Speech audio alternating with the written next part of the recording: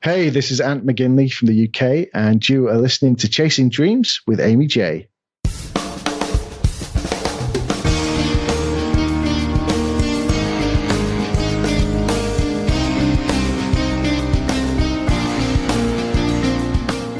Welcome to Chasing Dreams podcast with Amy J.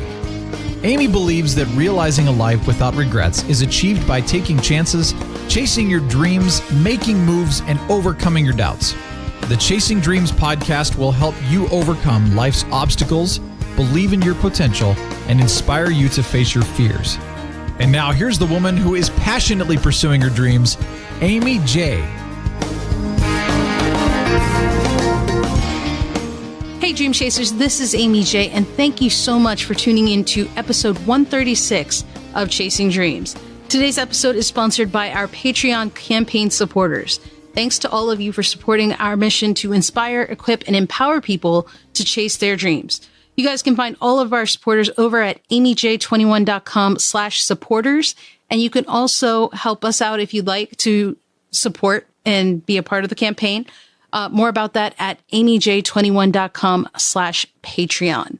All right, on to our guest today, Ant McGinley, psychology graduate, former morning radio show host, former cruise ship social host, wannabe multi-linguist, networking ninja, which I can attest to, wannabe wrestler, and creative director and co-founder of Abrupt Audio. Last year, in the first year of his company trading, he oversaw the production of 312 podcast episodes, and he grew an online community of over 2,000 active podcasters in the group PodTips. He's the producer and co-writer of the award-nominated comedy soccer podcast On the Left Side, and is the host of the PodTips podcast, and soon to be speaker at Podcast Movement 2018. And he is here today, guys. I can't wait for you to hear about his story and what he has gone through to get where he is today. Hey, Ant, welcome to the show. Hi, it's so nice to speak to you again and catch up, because it seems like only yesterday we were sat next to each other just by sheer chance at Podcast Movement, and 6 months have just gone like that. It's crazy, right? And you know what? Thank you so much, because Ant's in the UK, and the time difference means it's like midnight or something over there, right? Yeah, pretty close. And I'm not even at home actually, so we're on something of a road trip at the minute. So we're in Norwich, and which is probably one of the hardest places to get to in the UK, because it's not very well connected to anywhere, and it's a lovely place to go to, but it's kind of the joke is it's kind of 4 hours from everywhere. Oh, wow! So because there's no highways to it, there's one train line from London, and So for me, I've just come from Manchester, which if you look on a map, Manchester's northwest of Norwich, and I've had to travel to London. So go south for a couple of hours and then go northeast to get to Norwich. It's just, so one problem in our great British infrastructure. Wow. So I'm in a little Airbnb with my little portable studio set up. So apologies if it sounds a little echoey, and I'd be quite embarrassed because I'm something of an audiophile. He is, but that's actually how we met. So Ant it was like the day before Podcast Movement 2017 officially began. And there was a speech, a competition? It was mostly presentations. Yeah, they called it PMX, so almost like TEDx. So it's kind of like almost like talks before the talks begin. And this guy sits down at my table, and we just got talking, and we just got on like a house on fire. He's just awesome. And we became friends, and we keep in touch, chatting. I've seen your travels that you've been doing, the things that you've been doing have been fun. He's on Instagram, guys. Those links will be on the show notes. But yeah, you've been keeping very busy. Yeah, well, I think Podcast Movement for me was maybe not quite a make and break moment for me, but definitely it gave me a lot of focus and a lot of energy. And I think I'm very much a people person. Mm-hmm. And as you might have noticed, I'm something of a networker, and just to be in that one place with so many people podcasting really gave me so much energy and ideas and connections and drive. And I came back from the States, that trip there, with so much focus and energy. And I honestly feel that for everything that I'd put in before I'd got to podcast movement, the last 6 months have really, seen a sharp spike upwards, which has just been brilliant. And is it something that would have happened anyway? I don't know, but that's just, historically what's happened. Well, so that's interesting. You said it was a make or break moment for you coming into podcast movement. Why do you say it was a make or break moment?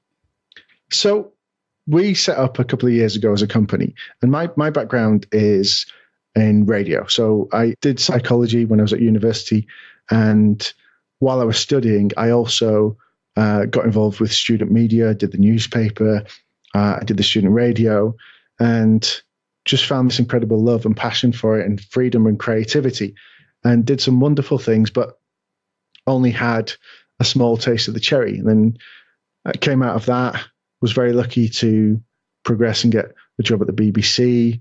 Worked at Radio 1 for a while as a production assistant, and then got my break presenting. So I did a morning show, a drive home show on commercial radio in the UK. And then I had a few years in the wilderness, took some time out, worked on a cruise ship for a few years as a DJ, and then came back and realized I still loved audio, but I didn't necessarily want to get back into radio. Mm-hmm. But because I had those skills, I got some opportunities and some work. And while I was covering a morning show, they put together like a temporary crew. And one of the guys they paired me up with, while the records were playing, we just chatted about other things we were doing. And we found out that we'd both been podcasting. And we were kind of different sides of the same circle in a sense, almost like yin and yang, in that we both had the same kind of vision, yet he was much further down the line in terms of the business side of things and having the company already there. And I was more down the line of the creative side of it and actually having created some shows and had them out there and people involved and ideas. And we just kind of pooled our resources. And, about a year later, we stopped doing it as a side hustle and took the brave step and quit the jobs and went into the world of podcasting full time. And very quickly found that it wasn't the bright oasis it promised to be. I think we kind of my initial view had been, hey, well, I'll go in and if I can produce 4 or 5 different podcasts with different people a week and split the sponsorship and funding for that with those people, that's quite a good little income on that. And then we can build other things. But we very quickly found out that the podcasting landscape in the UK is nothing compared to what it is in the US. And we did a lot of research on this, and statistically we found that, we were so far behind, and I couldn't get my head around this, because if you look at US and UK culture, it's so closely connected. It has been for many years. Like if you go back to maybe the 80s and 90s, there was a real disconnect. We were slightly behind trends that were happening in the States, would take a little while to come over. Whereas nowadays, things that are hot stateside are hot in the UK. Yeah, everything's very instantaneous. Exactly. Yeah. So, and partly that's down to the social media and the internet, but culturally, in terms of taste, like the same artist, Taylor Swift is as big over here as she is over there. TV wise, you guys all love Downton Abbey, which is huge over here. Game of Thrones works on both sides. The Walking Dead, all these things, the movies, a lot of your actors are now in the West End doing shows over here and vice versa. And there's a real connection. It almost seems that in many ways we're closer than we ever have been before. Yeah, when it came to podcasting, I think the statistics for 2016 worked out that something around maybe 45% of Americans had listened to at least one podcast in that year. And the same statistics for the UK suggested only 7%. And obviously we've got a smaller population. So 7% of 70 million is a lot smaller than 45% of nearly 400 million. And so there's a smaller audience. And we started out and we had this idea to make our own shows, but also to supplement that, we quickly changed direction and started to make branded shows for companies. But we found it so difficult to begin with, because we'd get the meetings, we'd go in, and we'd spend half the meeting explaining to people what a podcast was. And that's quite disheartening, and you've maybe only got 20 minutes and you spent 10 of them explaining what a podcast is and how to listen to it. Yeah, it's not very encouraging. Exactly. And then by that point, they're already thinking, well, that sounds too difficult and complicated. And expensive, probably. Yeah. So we found that first year was so disheartening from a business point of view. I mean, creatively, it was really good. We did some really good things that we're really proud of and have gone from strength to strength. But, you can't live, I suppose it's like the artist struggle. And we found ourselves, we were more artists than businessmen, which was fine for me because I'm probably more artistic than my business partner, Chris, is. But, when it came to the accountant's very black and white.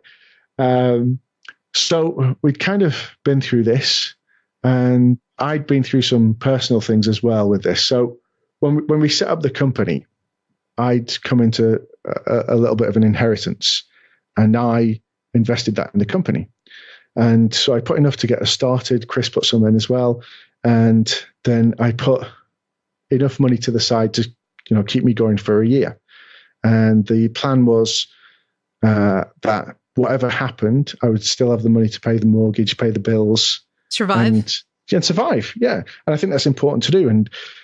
And my fiance was supportive of this, and she's like, okay, that's fine. It's your thing. You're sensible about it. It's great. And I said, I'm going to do this for a year and see what happens. A year into it, the pot of money was dwindling, and we'd made some wonderful stuff, which I was so proud of. And I could see us growing and making connections and building.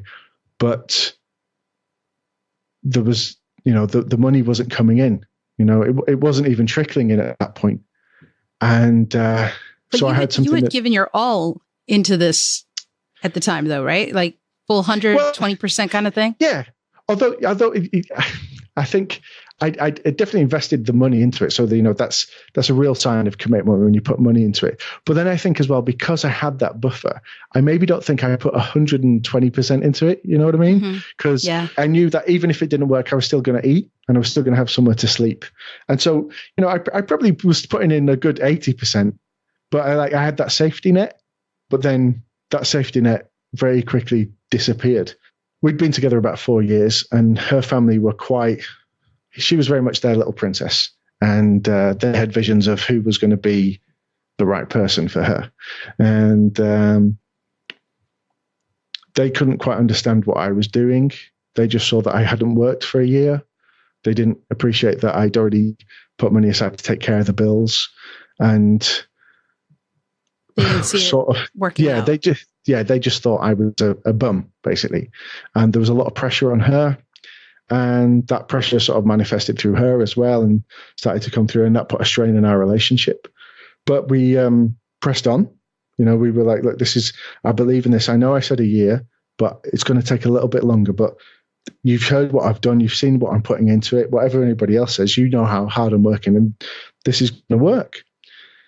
And so we put the house up for sale because we decided to move. And we found a house, and even though that I kind of wasn't making any money from the business, we managed to arrange things between us, and we were granted a mortgage and everything was great. And then all of a sudden things started to take off, and one of the first shows that I started to make, in fact the first podcast I made within the company, was a martial arts interview show. Mixed martial arts. It's a terrible name. Which is one of the things that I learned because people hear it, you go, oh, listen to mixed martial arts. Oh yeah, that sounds really cool. So is that MIX or MICKS or MICK''S? Yeah. Another thing is it's great when it's written down. It's a play on words. It's very funny. It's hosted by Mick Tully, who's this great martial artist in the UK, and he just interviews other martial artists that he's either trained with or is about to train with. But the problem is the name and people finding it.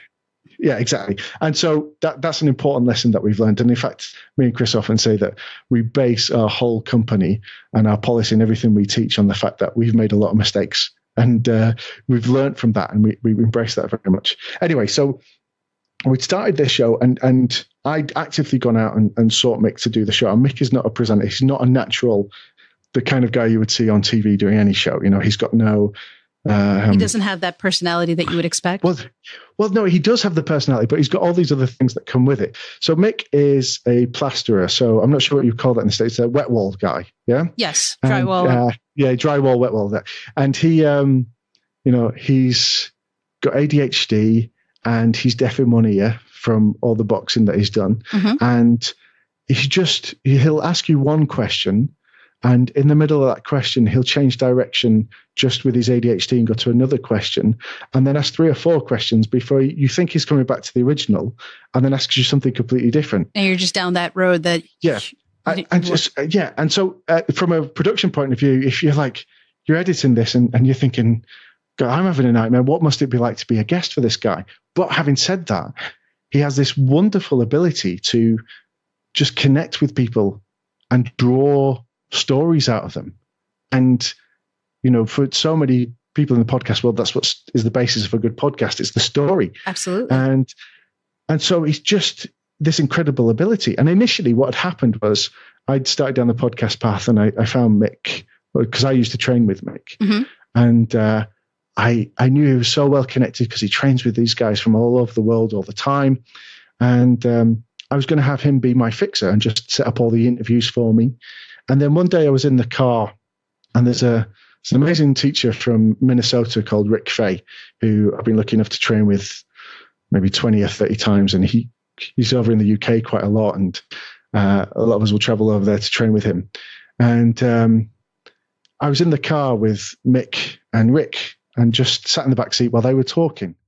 And I sat there and I went, wow, I've got the skills. I've got the background with the BBC and commercial radio. I know how to conduct an interview. I know how to, let the other person talk, let the conversation breathe, get to the heart of the matter. But I can't do what he's doing. And I suddenly realized, because these guys have spent years together, they've trained together, they've put complete trust in each other. Sure, they have a bond. Exactly. And that's what he has. And also he's got this ability, not just to all these people that he interviews, he's got the bond with, but also that skill that he has must be so strong that he almost has this natural ability now just to bond with people almost instantly. And sometimes over things that you might normally avoid as an interviewer. So I suddenly went, there's no point in me doing the interview. I'll make it about you. And then very quickly we did about the first 10 shows. And then we were at an awards event, and this cameraman came over and said, can I sit in on the interview? I said, yeah, sure. And it turned out this guy is called Will Henshaw, and he directed a TV show for the BBC called Mind, Body and Kick-Ass Moves from about 10 years ago. Mm-hmm. And this show was great. It's like $1 million budget, went all around the world doing martial arts. But there was a problem with the presenter and it never got a second season. And we started doing some work with him, some video work. And so just about the time, that was ticking along nicely. We did a few things. And just about the time things felt like I'd hit like a creative wall and I wasn't going to reach where I wanted to go, and I was getting pressure from my fiance and her family, Will landed as a deal to go to Malta. And there was a big martial arts tournament taking place there. And basically the Maltese tourist board paid for us to go over, film the tournament, but as long as we would do some tourist stuff as well. So we flew out and we just had the most amazing 3 or 4 days. We had everything taken care of, hotels, drivers, guides, just taking us to and from. And we kind of felt a little bit like, how has this happened? This has just happened so quickly. Right. All because of a podcast. Yeah. And I was just like, so this is, and I was like, this is an idea that I'd had. And very quickly it's become not just a reality for me, but now there's 2 other guys involved in this, and we're having this amazing experience.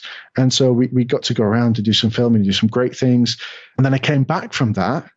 And that week I came back and went straight to a meeting at the BBC about another idea that I'd had, which they wanted to see if they could develop into a kids TV show, which is still very much in development, but on the sidelines with all the podcasting that's happening now.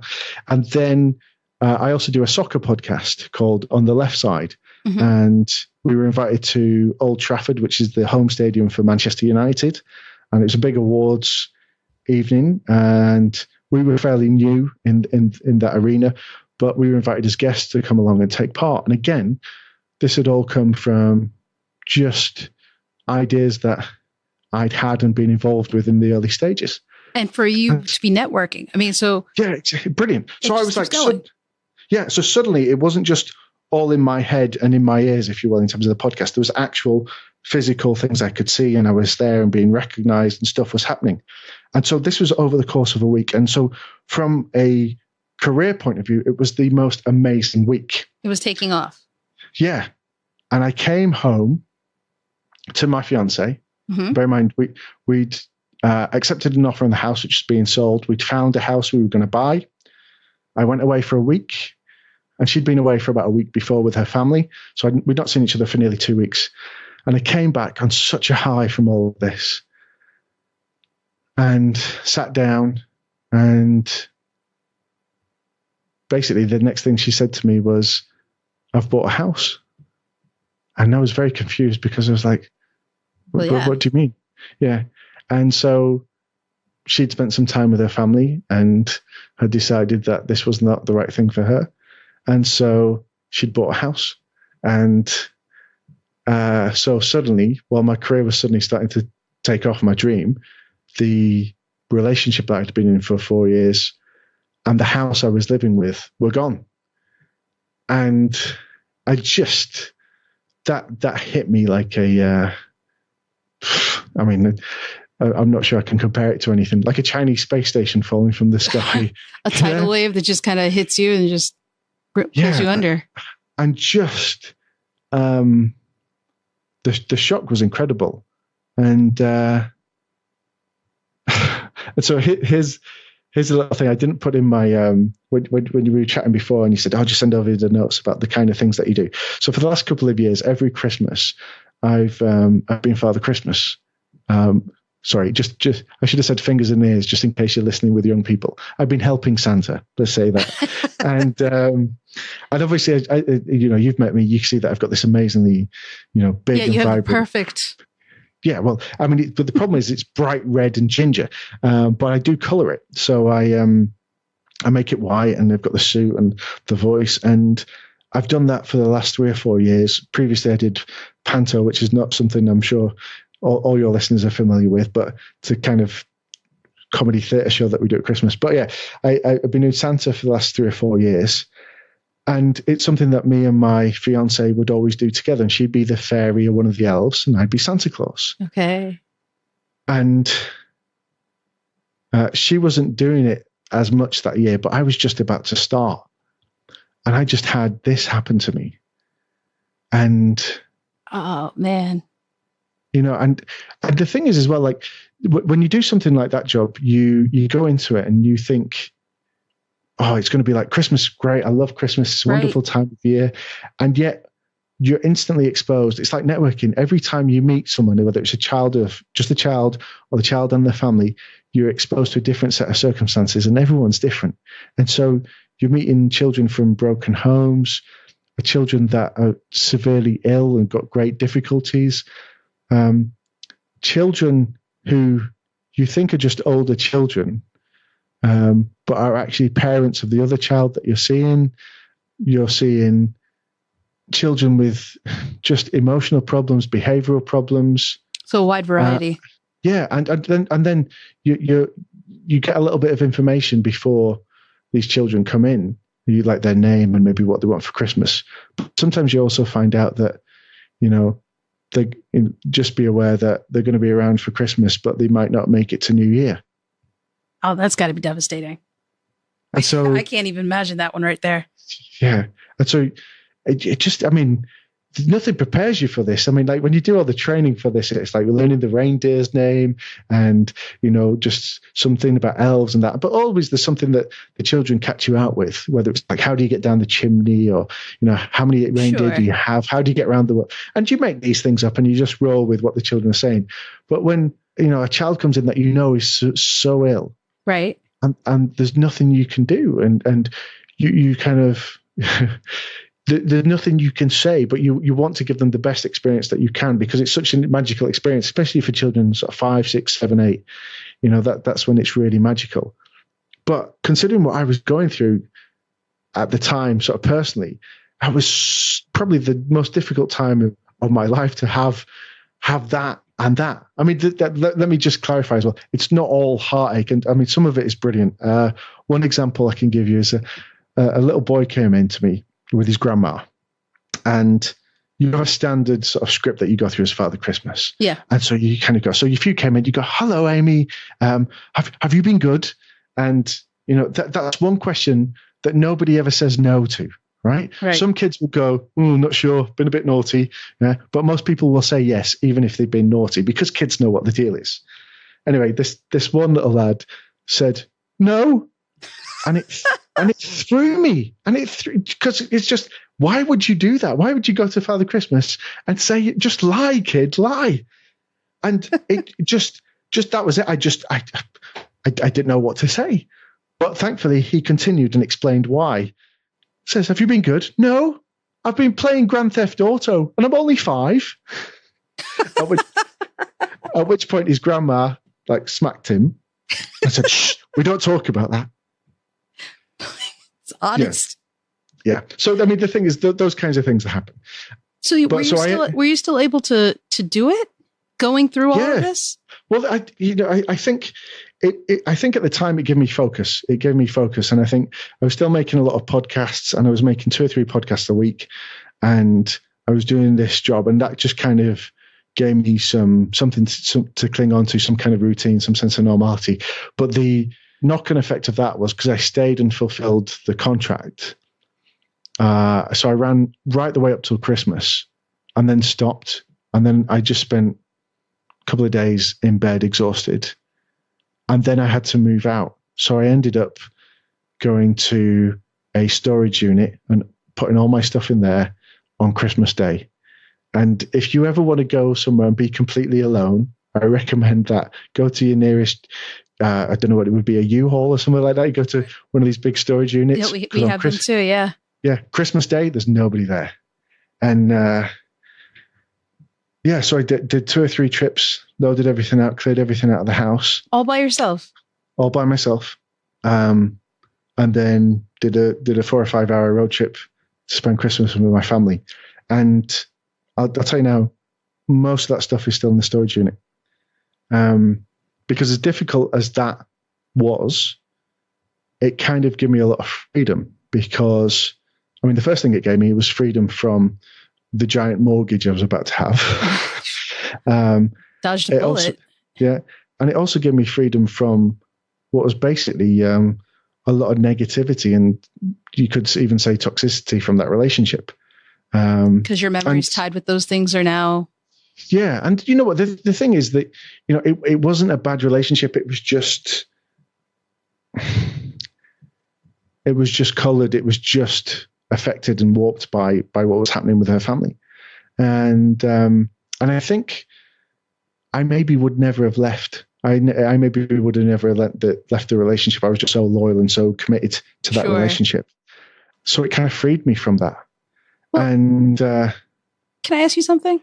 Sure. With everything that was going on, with the high you had, with the week-long high, essentially, before it kind of came crashing down all around you, did you ever think, and you kept the contract going with that, did it ever occur to you to try and this isn't any judgment, this is just curiosity, to kind of focus on the relationship or your personal life or yourself, or, you know, put a pause on the work? Was that ever a consideration? I mean, the thing is, I think, I mean, maybe this is a flaw in my optimistic personality, but I thought the relationship fundamentally was good and it was supportive. And I think you're right. I think there are things that are more important in life than work. But I think what had happened in this relationship, because there had been problems with her family very early on, I spent a lot of time in the second year we were together trying to, you know, win her family over. And I've learned, well, I was going to say very quickly, but over the period of 6 months, I learned that it didn't matter what I did, I was never going to be good enough. Yeah, that's tough. That's, you know, there's some people out there, guys, that you're just not going to convince. Yeah, completely. And so what I found then, my new tact from that was, well, actually, if they just stop focusing on the fact that I'm not in a regular 9 to 5, I'm not bringing home the kind of salary that they want every month, and I was thinking, that they want, they were saying, oh, you make a great sales guy and you could be bringing home £35,000 a year if you were just doing this. And it's because her dad had been a salesman and that's what he'd done his whole life. And he thought that was hard work and that's what you get. And I was like, well, that's great. And I respect that. And I have complete respect for people that do that. But I was like, there's a chance if I do this and I pursue this and do this well, I could be bringing that home every month, never mind every year. But I wasn't driven by the money. I was driven by the opportunity and the creativity. And again, I think that upset them. So I just switched tact, and instead of trying to change them, I thought eventually they'll see that she's happy with me and things will be fine. But that they weren't willing to change. And you know what? That's everything for a reason. And right now, so now we're 6 months later, about, right? Yeah, well, so what happened was that, it's a very long way of getting around to the story. So I've come out of that breakup and it's still quite raw and we're struggling. And, the things with the business, we're tickling along and things are starting to happen in the UK. And suddenly we've gone from spending hours trying to convince people to going into meetings and people going, oh yeah, I've heard Serial. Okay, great start. And we can go there. We can work with that. And then, we've got clients now. We've got a list of clients, still no clients in the UK, but we've got 7 or 8 clients in Australia, parts of Europe, and things are starting to happen. And okay, this is becoming more like what we thought it would be. And also the stuff we were producing in-house was getting better by the day. And we were getting great feedback on that and starting to get a bit of recognition and some reviews. And it was moving forward. And then it came up to, we heard about this event called Podcast Movement. And we looked at this and we thought, we should be there. We need to be there. This is what we're doing. This is what we have to be there. But at that time, we had literally had no money in the bank. The company was struggling. We were just about getting along. I wasn't taking a salary. And so I said, I'm going to go. And now Chris had just got married and he'd had his honeymoon. So we decided I would go by myself. So I paid for the plane ticket, paid for the hotel, paid for the conference ticket without any promise of it coming back. So when I sat next to you, you were like the second or maybe third person I'd met. Mm-hmm. And I think I probably met and had a conversation with and swapped details with and changed business cards with half the people that were there over the next couple of days. And by the end of it, I had no voice. I spent most of the time just meeting, networking, talking to people. I hardly got to see any of the speakers, but had the speaker ticket so I could catch up with them all later. So I wasn't too worried about that. I was more about connecting and learning. And I wanted to learn. I wanted to say to people when I met them, what do you do? How are you doing it? How's it working out? And then I was asking them about what they thought was going on, because back to what I was saying about the difference between the US market and the UK market in podcasting, I was like, if the market in the UK was the same as it is here, and I was doing what I was doing, we'd be rolling in it. Things would be going great. Things would be going well. But I just wanted to know, like, have I missed the bus? Have I got on the wrong bus? Is everybody else in a Ferrari while I'm on a bus? What's going on? Have I backed the wrong horse? And I literally went there kind of going, okay, I've got to ask this question. I've got to find out, because at some point I might have to go, all right, I've tried and it's failed. And I went there optimistically, but I still had that question to ask of people. So it's interesting to me that you asked that question when you came out, because obviously you're still doing it. The company's still around. You're still working. You're still going. Did you feel good about the conversations you were having, that it motivated you to keep going? I squeezed every ounce out of the £3,000 that I spent to get there. So at the time that was a hell of a lot of money.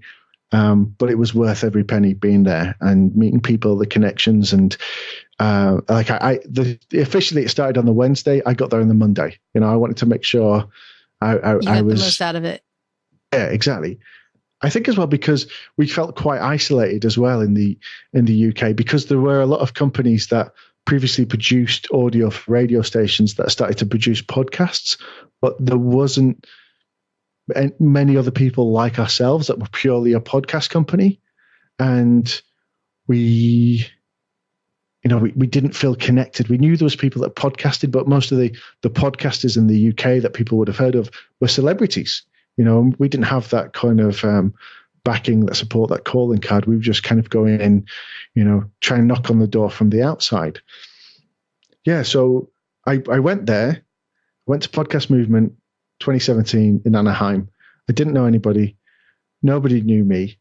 And we sat down on that first day. At the end of the first day, they had that orienteering session. I don't know if you remember. Yes, where they it was right after. Yep. Mm-hmm. Yeah, and they one of the things they said, I can't remember who it was that got up and talked about it, but said, look, you want to focus on what you're doing. You want to focus on what you want to get out of this. So write down the things that you want to get out and focus while you're here. Now, I've always been quite good at getting to do things that I wanted to do.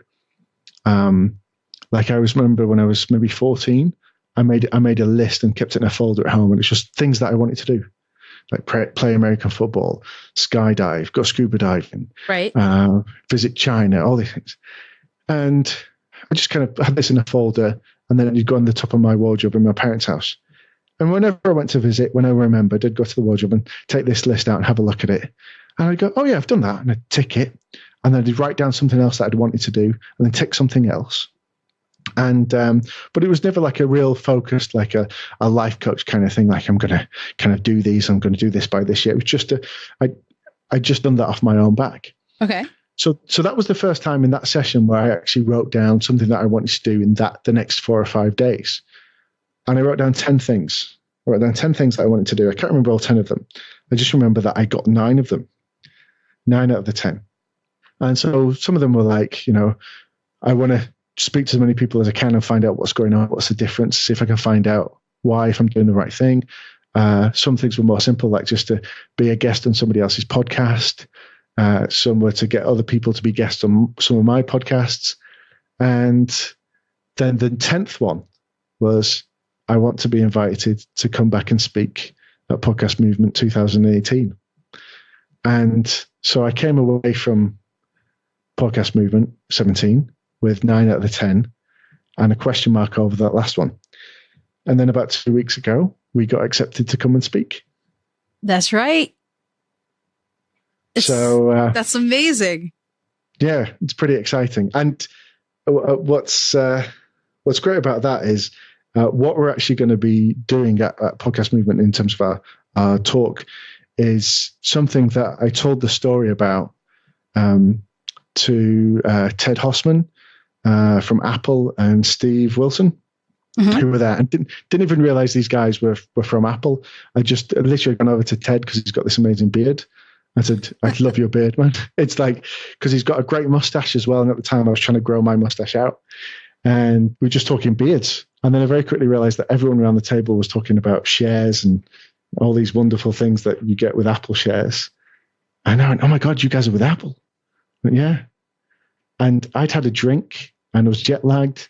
And so I just blurted out, we got in trouble with you. And then instantly went, why did I do that? Why did I say that? And he says, oh, what happened? And I went, oh, we just got a cease and desist. And I went, really? From which department? And I was thinking, that part of when you have that internal monologue, or maybe it's the angel and devil on your shoulder, and there's something, this little voice going, shut up, shut up, shut up, shut up, just walk away. Just be honest. Yeah. And I went, so what had happened was we'd come up with this idea. And this was a year ago, we did it for the first time. We come up with this idea for teaching people how to podcast, because one of the things we realized was perhaps the reason why podcasting isn't as big in the UK as it is in the US is there's less people actually podcasting. And we looked into this and saw there's a lot of barriers. And we found, like, linguistically, there's barriers. Like, you say the word podcast, and we found a lot of people that we surveyed assumed that you had to have an Apple device to listen to it. Oh, interesting. Okay. Also, people in the UK were put off by the word subscribe because they equated subscribe to having to pay for something. Yeah. Huh. So, and then obviously there's the technical things, because even though anybody can podcast, you have to have a certain amount of equipment to do that. And then, so that takes time to learn that, and it takes time to figure out how to do certain things and little hacks and that. So we came up with a session. We had 40 minutes at a conference. And rather than just stand up and talk to people and tell people about our journey and what we'd done and how we got into it, we thought, let's give them something interactive. And so session started, and we said, right, on the screen, you'll see a link. Just go to that link, subscribe to that feed. There's nothing there at the minute, but what we're going to do, we're going to make a podcast right now in the room with you. And by the end of the session, hopefully you'll have a podcast to listen to that you just made. And we thought, in theory, this was possible, but we were never sure that it was going to work. And we did it, and it worked. And I think we were 35 minutes on the clock. Everybody's phone started to ping. Everybody played it back on speaker, and we had this kind of 54 iPhone salute of the podcast we'd all just made in that room. And it was brilliant. It was great. We had such great feedback off people, such interest in what we were doing as a company. We got booked for some more talks. We got invited to come and do the same talk elsewhere. And it was brilliant. And we'd used the title of the talk as a title for a book we were going to write. And we'd already secured the domain, and it was great. So this is, again, everything's working out. Everything's going great. So this is on the Thursday, I think. And then on the Monday, first thing Monday morning, oh, well, actually, it would have been about lunchtime Monday, we kind of noticed that the feed's gone, the show's gone, it's been taken down. And then we get a very, as we might say in the UK, a very strongly worded email from Apple. And the problem is we'd just been a little bit enthusiastic and infringed Apple copyright, because we were trying to come up with a cool name to turn people's ideas into podcasts. And so we'd gone, hey, I know what about ideas written like iTunes, so small I, capital D, EAS, ideas to iTunes, because that's what we were doing. We're taking someone's idea and putting it on iTunes. Brilliant, got it. So we did this, and we had all these bookings, and everyone said, oh, brilliant, yeah, come and do it. You got slapped on the hand. Yeah, we got quite a slap. Now, when you set up as a company to do podcasts and to teach people how to podcast out there and make money from podcasts, when the company responsible for the most podcast listening in the world points a strong finger at you and says no, you kind of don't argue. You just apologize and back away. You don't want to upset them, because, if Apple don't like us, that kind of really screws our business in the future. Yeah. Yeah. So I kind of tell this story to Ted in a kind of drunken confession way, a little bit like Chunk does in The Goonies, right, when he's asked to confess. And he's just completely expressionless. And he calls Steve over. Now, Steve's the head of, I've since learned, head of marketing for Apple at podcasts, and he calls him over. And now the problem was we'd used iTunes, and obviously iTunes is Apple copyright, but it was just at the time where they switched over and taken the podcast out of iTunes. So you had the Apple Podcasts app. So part of it was they didn't want people to keep saying iTunes for podcasts. They wanted them to use Apple Podcasts. Right. But also we'd used iTunes. And what Apple don't know, although they will if they listen to this, is we'd already, printed up some proofs, had some graphics done for the cover of the book and for the backgrounds for the talk. You were quick. The ideas to iTunes logo. We spent the whole weekend. We were running with this. We made T-shirts. Yeah, apparently. Yeah, brilliant. Yeah. So those things never saw the light of day. So he calls Steve over and says, tell him exactly what you just told me. And I thought, oh my God. And again, the voice in my head just go to bed, walk away. So I tell him the story again, and still to Ted's very expressionless. Steve says, do you have this on video? And I felt like I was in like some kind of courtroom, and it's like kind of going, do you have the murder weapon on you, Mr. Simpson? Right. And I was like, yeah. We've got, still confessing. yeah, I'm still confessing. I'm just going, what are you doing? And he says, can you send that to me? I was like, yeah, I can send that to you. He says, and can you do like a highlights version of it as well, like a 60-second version? I was like, okay, yeah, sure. Because that is brilliant. Wow. I'm like, yeah, it is. I mean, yeah, it is. Yeah, it's really good. So, really? Yeah. And they loved the idea. They loved what we were doing. We were very excited that, there was somebody doing this kind of thing and encouraging people to and just teaching them, because, for all the great things that Apple do, they're not very good at doing instruction manuals for lots of the stuff, lots of their products. Yeah, everything's intuitive, right? Yeah. But, not everybody is intuitive. The products are intuitive, but not everybody has that intuitive skill. And so they were very excited about what we were doing. Well, I came back from Podcast Movement, and I was having email conversations with, two very important and influential guys at Apple, and a very genuine, and all because, I paid another man a compliment over his beard. It's the small things. It is the small thing. So, yeah. And so the really exciting thing now is that there's a version of this is what we're going to be doing for Your Podcast talk? Movement this year. Yeah. So, and we've actually developed it even further. Because we once we got the okay from Apple to do it again, because we'd put off all the bookings because we didn't want to get in more trouble. So we rebranded it, renamed it, and we took it out and we were doing it. It was great. And then we got more equipment in, more people involved. And then we were very pleased about how it was going, and then looked and realized, actually, we've kind of created more barriers because we're bringing in more equipment, more people. Let's strip it back down. So we kind of go a bit guerrilla with it now. And we literally go on stage with nothing except an RSS feed, somewhere for people to subscribe to. And that's as we go in without any equipment and without any ideas, without any music, without any voice, without any graphics. And the idea is that we use the people and what we find in the room to make the podcast. And it's a mix of improv. It's I wouldn't ever say stand up, but it's just creating there, and it looks at all the different aspects. So it's all live, and so it's all live. So nothing is prepared, and so this is what we realized is if we go in with bits of equipment, we could have something on there, and people go, "Oh, okay, well maybe they did that before." Nothing's prepared. The only thing that's there is the feed, because as you know, once you upload a new feed to Apple, it can take 12 hours. It can take a couple of days before it's there. So we put that in place beforehand. That's all that we do. So curiously, what did you rebrand it to?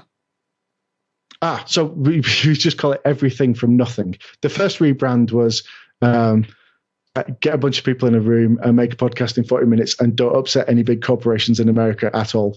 But that didn't fit on a T-shirt. So yes. So we call it Everything from Nothing, and we're going to be doing it live in Philadelphia this year. And every time we do it, it's something different. And it's more a proof of concept for people, but sometimes what we produce is very exciting and interesting anyway. And it's not just about this is how you can do it, cheaply with what you'll find around you. It's more about we factor in actual things that you need to take into consideration, like how to source music that you can use without getting in trouble, how to very quickly and easily make graphics for it without having the skills that you might need. And then also collaborating with other people that might just be sat next to you that you work with, that to get the best out of it. Right. So, Ant, with all of this going on, with everything that you've gone through between the last podcast movement, the one coming up, you've been on this roller coaster. What happens if you had stopped just short? Because I feel like if you had stopped at any one of these points, this upswing may not have happened. But do you think that's the case? I think there is definitely a sense of momentum, and we came back and that's why I say like maybe it was podcast movement, maybe it was just other things coming, because I think we'd sowed a lot of seeds with what we were doing. I came back from podcast movement, and about a month later, we were nominated for an ARIA. And the ARIAs are like the BAFTAs, if you will, for radio in the UK, radio and audio. And the soccer show that I make, it's It's almost a little bit like what John Oliver does with the news. Yes. We do that with soccer. Hmm. And it's 10 minutes twice a week. And that was nominated for Best Sports Radio, even though it's a podcast. That was the category it was nominated in. And we went up against the BBC, I think 3 different BBC, one BBC station, like the whole sports output of that station, a couple of BBC specials, and a big commercial radio station. We didn't win, but we had the nomination. We were in the room. That's validation. I mean, like completely. Like all of this, everything, despite the difficulties you were experiencing in your personal life, or even the difficulties in trying to build this and get up off the ground, at any point, anyone would probably not have faulted you for stopping. And I don't think I would have faulted myself. And I think even a year into the project, and I suppose I could refer to it in that way.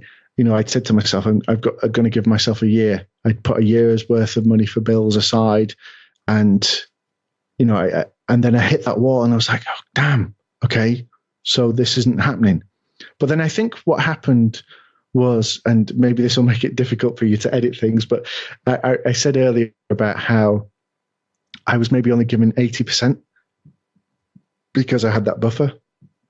I had that safety net.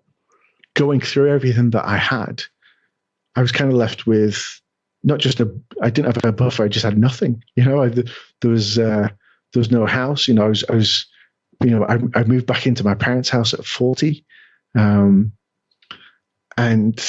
just that was a real reality bump. But then that forced me to kind of, it was either go hard or give up. Go hard or go home. That's kind of where I'd got. And I just thought, maybe it's mad. Maybe the thing is, I think if somebody was telling me this story as a friend, I might say to them, okay, give up now, stop, go and take a break, take 5, sure, try something else. Yeah. But I loved it so much. I enjoyed it. I was so proud with it, with everything that we'd made, that we'd got out, and just things kept going from strength to strength. And the other thing we did, we came back and we set up a community online. Now it's smaller than other podcast communities out there, but in a very short space of time, we grew to 2,500 members across the world. The group is called PodTips, and we have 3 very simple rules. Like, to join the group, you either have to have a podcast or want to have a podcast. The second is to be willing to share questions and problems and successes that you might have. And the third rule is you don't promote your own show. So it's not a place to come and get new listeners. It's just to share the knowledge. And look at that. That's amazing. Yeah. And it's grown so quickly. We do a weekly podcast called PodTips, which takes a question from that group and answers it in 60 seconds, and then answers it in a bit more depth if you want to stick around. So you can get a quick fix very easily. You can stick around and get more detailed sort of discussion on the possible reasons why, drawing from our experiences. And that's been a wonderful connection and community. It's so active. And what's really nice for me is I'll see the same questions come up every couple of weeks. And yet, nobody goes, oh, somebody asked this a few weeks ago. Right. The response is very supportive, and different people come in, and sometimes they have new and different answers, but otherwise they have great ideas and support that comes in. And it's great for us because it just seems to be helping it grow. And even when I came back from Podcast Movement last year, and I was in this room of like 2,000 people that were podcasting, which was just an amazing sensation to be there, I kind of came back and thought, we have to be careful here. We have to be careful that we don't fall into a trap or a bubble of thinking that this is it, we're great, we're all there. Because actually still the amount of people that listen to podcasts are small. Yeah. And I think anybody that podcasts, when you meet somebody that doesn't listen to a podcast, you should be encouraging them to go and listen to it. And you've got to accept the fact that your podcast might not be right for them. And it's important that that person's first podcasting experience is a positive one for them. So I think we have a mission as podcasters to be aware of what other people are doing. And when we meet people that are curious about podcasting, don't just spam them with your podcast. Give them something that they'll be interested in. So something that you've listened to, or something that that somebody does a podcast about this, that you think they might be really into that. We send them in that direction, because ultimately, at the end of the day, if more and more people listen to podcasts, it increases the podcast audience overall, which can only be a good thing for all of us. Absolutely. Now, Ant, I think you kind of gave the advice, but in case you have something else, what is one thing you would tell someone who wants to chase their dreams, given your past experiences? I think the key is in the question. It's about chase your dreams. It's your dreams. It's not anybody else's. So you've got to think about what other people are saying. Now, sometimes it can be very difficult to distinguish between criticism and advice from other people. But it's about what you want and what they want. And sometimes people will dress things up as if it's the best thing for you, when really it's the best thing for them. And, I was in a position where like all this happened to me, and, emotionally it was very difficult for me. But hey, I didn't have any children to worry about in this situation. I was lucky enough to walk away from that without a debt that I had to pay on a mortgage in a place that I wasn't living, and I still had my health and my passion. So, I was in a good position, which meant that actually, if this went wrong, the only person that it was going to affect was me. And so, even though people were trying to protect me from things, I was like, it's okay, because I'm all right. I don't mind if it goes wrong. I don't mind if it fails, because I'm trying to do something that I really believe in, I really care about. And you know what? If it works, it's going to be amazing. And if it doesn't work out quite the way that I want it to, it's still going to be pretty good. But hey, whatever happens, it's a brilliant adventure and a story that I can come onto Amy's podcast and talk for an hour about. And what a story it is, man. I am so happy for you that you're coming out on top, and that even more so that I'll be seeing you at Podcast Movement. And, thank you so much, especially with the time difference. I'm going to let you go so you can get some sleep. Thank you so much, Ant, for coming on the show, man. Hey, no, thank you very much. And I hope that wasn't too rambly and round the houses, as we would say over here. But and just keep doing what you're doing. I think for all of us out there doing podcasting, it's, staying up a little later, or, spending a little more time in your day to get an edit in, to get an interview in. It all adds up. It all comes good. And I think it just sometimes takes a little bit longer than you think it would. So keep the faith. Thanks, Ant. Thank you, Amy. And guys, that was Ant McGinley. Crazy story. Imagine if he had stopped at any point, right? Hindsight being what it is. The lesson, though, is you got to keep pushing. You got to keep going. Don't let naysayers and people who believe they know what's better and what your dreams are stop you. You have to keep going. You have to keep pushing through, because imagine if Ant had stopped, his success was probably at the next corner, right? So again, hindsight, we know, but the lesson is you got to keep pushing. Okay. You guys can learn more about Ant and find all of his links, including a pod map for anyone wanting to start a podcast that hasn't, and Pod Boost for anybody who's already podcasting who wants to improve. So you guys can find all of that on the show notes page over at amyj21.com/episode 136. That's episode 136. All right, guys, until next time, keep chasing. Thank you so much for listening to Chasing Dreams. Amy would love to connect with you and hear all about your pursuit of chasing your dreams. Connect with her on Facebook, Twitter, or Instagram via @ChasingDreamsHQ. Or you can find Amy on Twitter @AmyJ21. That's AIMEEJ21. Be sure to visit headquarters over at ChasingDreamsHQ.com for more inspiration, motivation, and resources to help with your own dream chase.